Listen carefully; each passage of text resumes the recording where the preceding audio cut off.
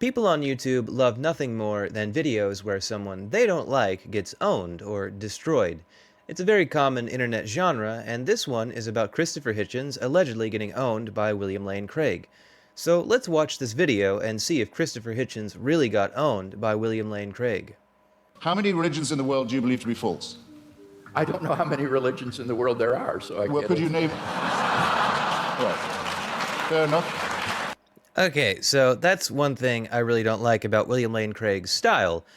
He will evade questions he finds uncomfortable, and he'll just arbitrarily decide this question is unreasonable. It's pretty clear what Hitchens was getting at, I think. I think Hitchens was saying that there are a whole lot of religions, and there have been in human history a whole lot more than that. And William Lane Craig, of course, affords his own religion a very special place, which is something that has yet to be determined to be the case, that it is in a special place, that it deserves a special place. But of course, William Lane Craig can't just respond to the argument, he has to just give a funny throwaway line to make the crowd laugh. Really, you owned him, William. You really owned him hard there. I'll see if I can't narrow that down. That was a clumsily asked question, I admit. So I guess that was sort of saying, well, Hitchens asked a question in a clumsy way, so he must have just been wrong, and it must have been a bad argument. But no, that's one of those problems with like these cherry-picked things. They'll just take a big debate, they'll pick out a few clips they think makes them look good, and then they'll put some thought on the screen of their opinion of what just happened and basically say, well, this is exactly what you should think happened. But no, William Lane Craig was being kind of dishonest there. Here's an epic moment of the debate between late Christopher Hitchens and William Lane Craig on God, objections to Christianity in the person of Jesus Christ. Do you regard any of the world's religions to be false? Excuse me? Do you regard any of the world's religions to be false preaching? Yes, I think, yeah, certainly. Would you name one then? Islam. Right, that's quite a lot. Pardon me? That's quite a lot. Yes. Do you think it's moral to preach false religion? No. So religion is responsible for quite a lot of wickedness in the world right there. Certainly. Right. I'd be happy to concede that. I would agree with that. So if I was a baby being born in Saudi Arabia today, would you rather I was me or a Wahhabi Muslim? Would I be? Rather be what? Would you rather it was me, it was an atheist baby, or a Wahhabi baby?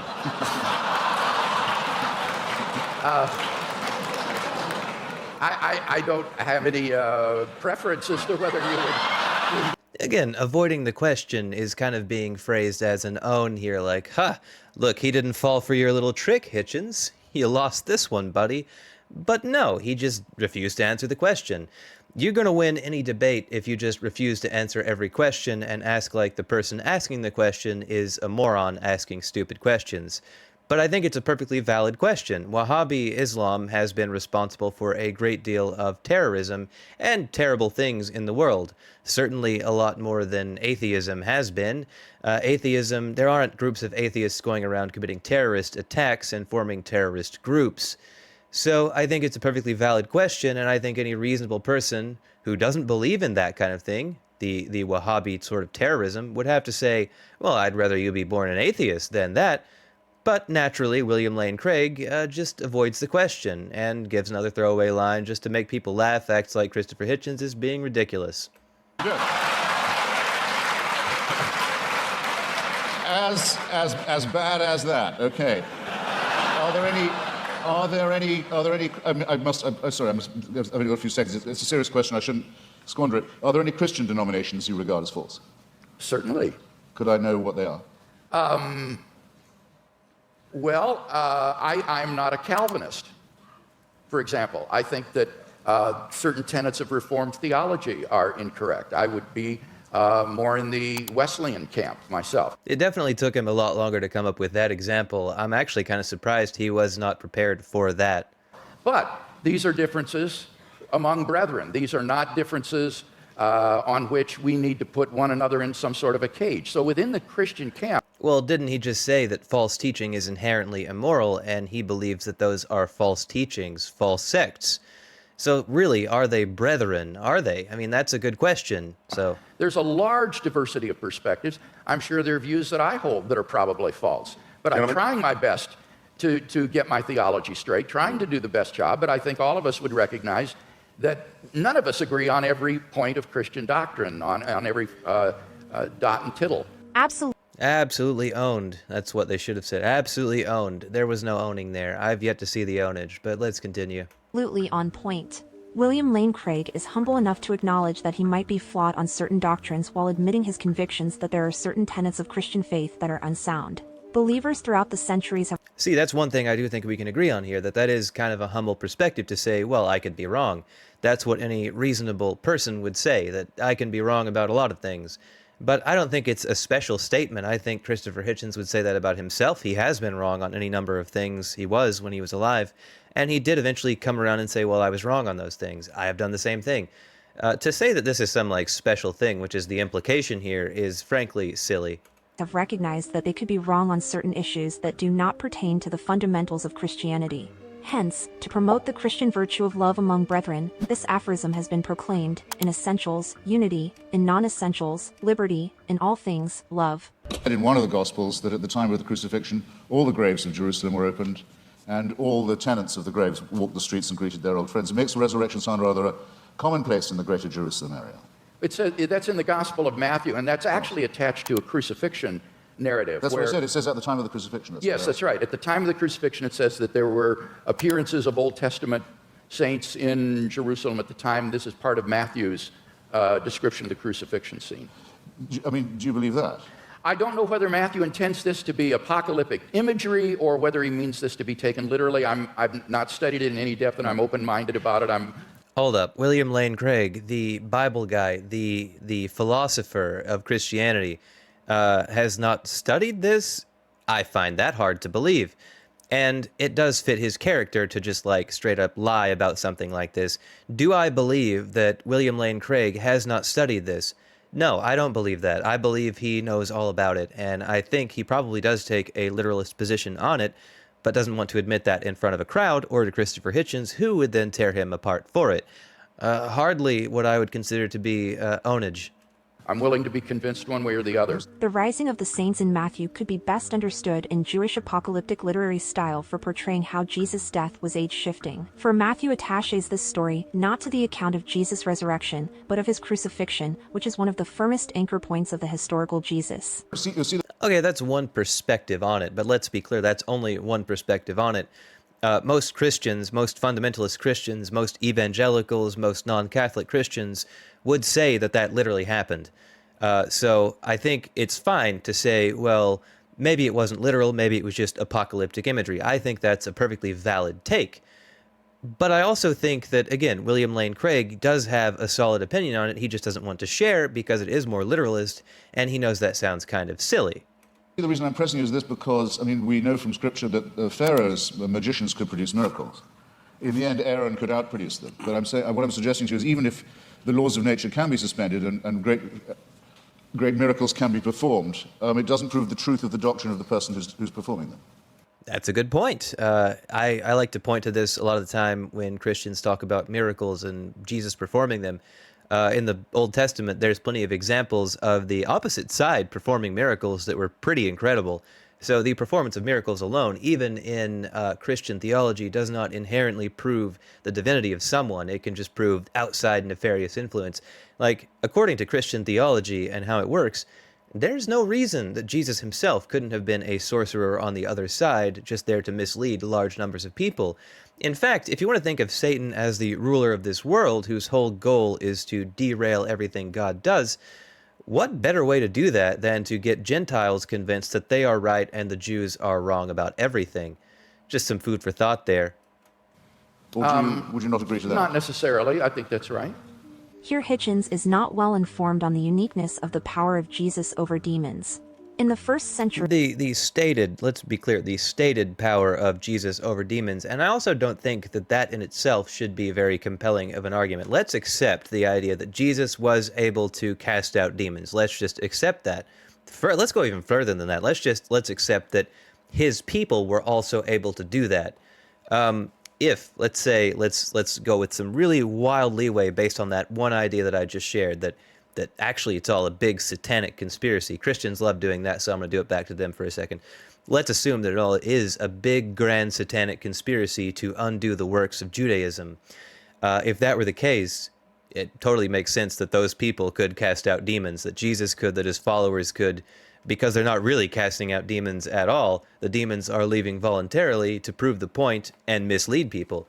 See, you can twist this stuff all around if you want to. Apologists do it one certain way, but if you want to, you can do it in a very different way and with pretty funny results. 3. Exorcists often invoked a higher spirit to get rid of a lower one. Magical texts sometimes speak of binding demons by incantations to manipulate them. But in the scriptures, it's the evil spirits that recognizes the higher power and authority that is, Jesus Christ, and begs him to not harm them. Ah, just like the devil would do if he wanted to convince people that Jesus was really the Son of God. So again, you could just like make this into one big conspiracy from Satan if you wanted to. There's no way that they could really rebut that. You could do that if you wanted to. So somebody could be casting out devils from pigs, and that wouldn't prove he was the Son of God. I think that's right. In fact, there were Jewish exorcists. The only point that I was trying to make there was that this was illustrative of the kind of divine authority that Jesus claimed, especially since he didn't cast them out in God's name. I think that is a very interesting thing that he just did there. That's kind of like a sleight of hand. He makes an assertion, and then when Hitchens has a good disagreement with that assertion, William Lane Craig goes, well, I accept your point entirely, actually. Well, no, you don't, or you wouldn't have made the original assertion. But by doing that, he can shift the debate to a different place.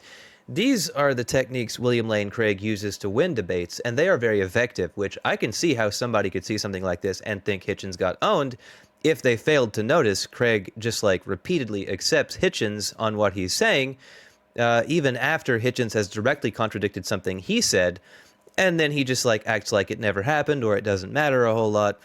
So these kind of techniques, it's a very dishonest way of debating, but it wins. It's a very populist way of debating. It's what people like Trump do. Name, where he didn't perform miracles by praying to God, he would do them in his own authority. So that Jesus exercised an authority that was simply unheard of at that time, and for which he was eventually crucified because it was thought to be blasphemous.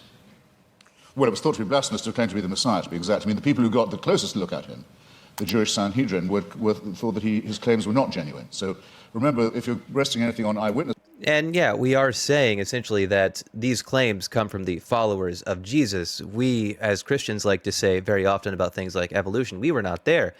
Let's assume that all of this is true. Obviously, I don't think it is, but let's assume that there really was a Jesus who is capable of casting out demons. We got to accept, therefore, that demons are real and all of that. Let's assume he did cast out demons. How do you know he didn't actually pray in the name of Jehovah to do so, or Yahweh to do so? How do you know that? His followers, if they wanted to make him look like God, they would not have said that he was praying. But how do you know he didn't? I mean, obviously his followers had an agenda. It's pretty clear from the Gospels they weren't entirely truthful. Their stories vary very heavily. They can very rarely agree on almost anything that happened. And they all had their own agendas. Those agendas you can see shifting over the course of the Gospels. From the time Mark was written to the time that John was written, there was a gap of 30 to 40 years. And over that time, it became clear that the Gentiles were a lot more receptive to the message of Christianity than the Jews were. So over time, you saw the blame shift from the Romans in Mark to the Jews in John. So they had their own agendas, and they were very contradictory. They were fighting over these things. It makes a lot of sense that if they wanted to make it seem like Jesus had real claims to divinity, that they would just say, no, he didn't pray to God to cast out demons. He did it himself. I think what I can say from this is I would probably actually enjoy debating William Lane Craig because I think I have a lot of objections he hasn't thought of. And I would probably just like straight up call him out when he tries to do this like goalpost shifting of he makes a point, I rebut the point, he says the point didn't actually matter a whole lot. I'm not saying I could win against him in a debate. He has a lot of experience with it. I am no debater. I could probably lose a debate to a debate club member in like 5th grade or something.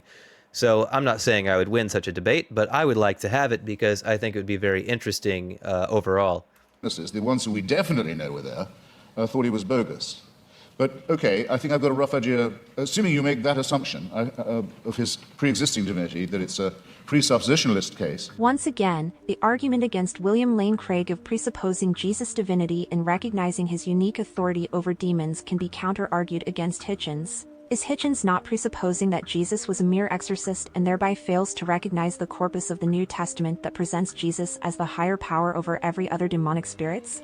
I don't think that's much of a point. I don't think there's anything to that argument. But overall, I fail to see how this video at all shows that Christopher Hitchens was owned. If anything, it just shows William Lane Craig being incredibly dishonest in the way he debates and incredibly dishonest in the way he goes about making his points. Again, I just want to refer to that same thing I've referred to a few times. Makes a point, Hitchens rebuts it. William says, "Well, it's not that much of a big deal, really. I actually agree with you entirely, despite the fact that you just argued against my entire point." So no, Hitchens didn't get owned in this video, and I think it's really silly to claim he did. Although I must say that I'm actually kind of shocked that Hitchens didn't do better in these clips against William Lane Craig, but these are cherry-picked clips. So you really don't know the wider context to them unless you watch the full video, which I would recommend. I'm not sure Hitchens would have been prepared for this particular debate anyway. He doesn't seem like much of a theology guy. He seems like he does understand Christianity at a fairly deep level. But when we're talking about William Lane Craig, we are talking about an expert here, which is one of those things that's really funny to me because when it comes to the story in Matthew about the zombies, he's like, "Well, I haven't really studied it." Yes, you have. You have studied it. You have an opinion on it. You just don't want to say it because you know his response will catch you out. So the whole video is just kind of silly.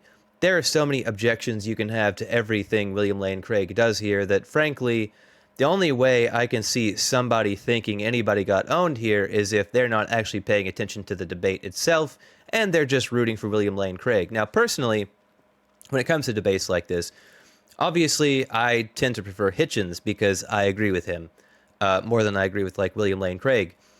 But at the same time, I must say that I enjoy watching William Lane Craig debates. I think he's a very interesting guy. I think he's very smart, very charismatic, pretty funny. But I don't think when I'm watching these clips, I'm rooting for anybody. I'm not rooting for Hitchens to just bloody him or whatever. I'm not rooting for that. I want to see us get to some level of truth. I don't want to see this populist thing of just like appealing to crowds and all of that and trying to win over crowds with your particular brand of whatever. I want to see an honest engagement for truth. And I think Hitchens did come in that spirit, and I think William Lane Craig rarely does.